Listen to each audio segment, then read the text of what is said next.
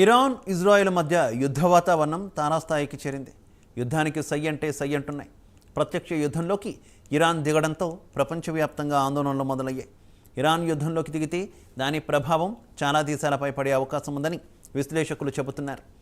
ఇంతకాలం పాటు అటు హౌతీ రెబల్స్, ఇటు గాజాలోని హమాస్కు పరోక్షంగా సహాయ సహకారాలు అందించిన ఇరాన్ ఇప్పుడు ప్రత్యక్షంగా యుద్ధంలోకి దిగింది.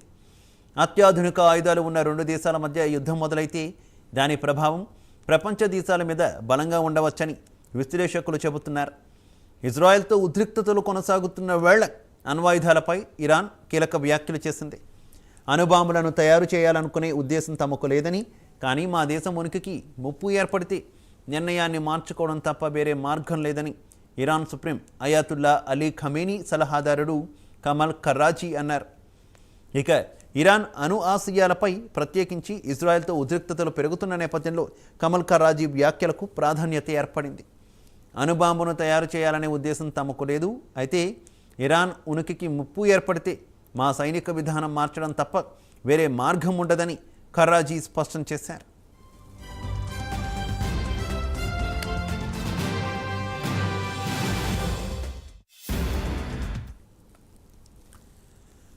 ఇరాన్ ఇజ్రాయెల్ మధ్య యుద్ధ వాతావరణం కొనసాగుతుంది. ఓవైపు గాజా ఇజ్రాయెల్ మధ్య యుద్ధం, మరోవైపు ఇజ్రాయెల్ ఇరాన్ మధ్య యుద్ధం. ఇలా పశ్చిమాసియా ప్రజలు భయాందోళనలో బ్రతుకుతున్నారు. ఏప్రిల్లో సిరియా రాజధాని డమాస్కస్లోని ఇరాన్ రాయబార కార్యాలయంపై బాంబు దాడి జరిగింది. ఈ దాడిలో రెవల్యూషనరీ గార్డ్స్కు చెందినటువంటి 2 ముఖ్య అధికారులు సహా 11 మంది ప్రాణాలు కోల్పోయారు. అయితే ఈ దాడికి ఇజ్రాయెల్ పాల్పడిందని అనుమానించినటువంటి ఇరాన్ యుద్ధం ప్రకటించింది. ఇందుకు ప్రతీకారంగా ఇజ్రాయెల్ భూభాగంపైకి డ్రోన్లు, మిసైళ్లు కూడా ప్రయోగించింది.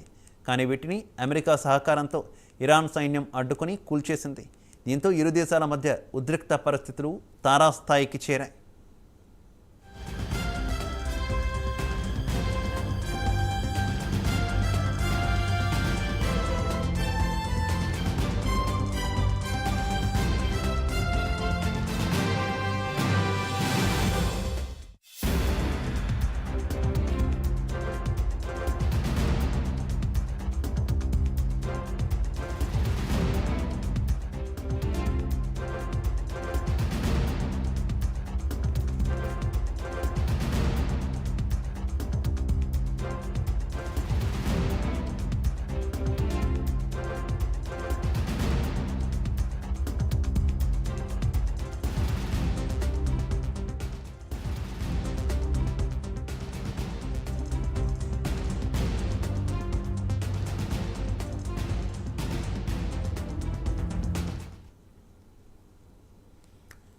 ఇరాన్ ఇజ్రాయెల్ మధ్య యుద్ధ వాతావరణం తారాస్థాయికి చేరింది.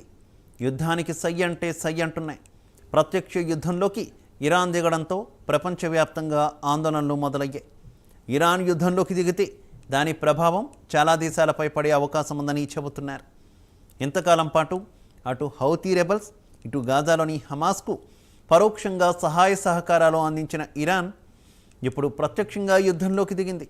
అత్యాధునిక ఆయుధాలు ఉన్న రెండు దేశాల మధ్య యుద్ధం మొదలైతే దాని ప్రభావం ప్రపంచ దేశాల మీద బలంగా ఉండవచ్చని విశ్లేషకులు చెబుతున్నారు.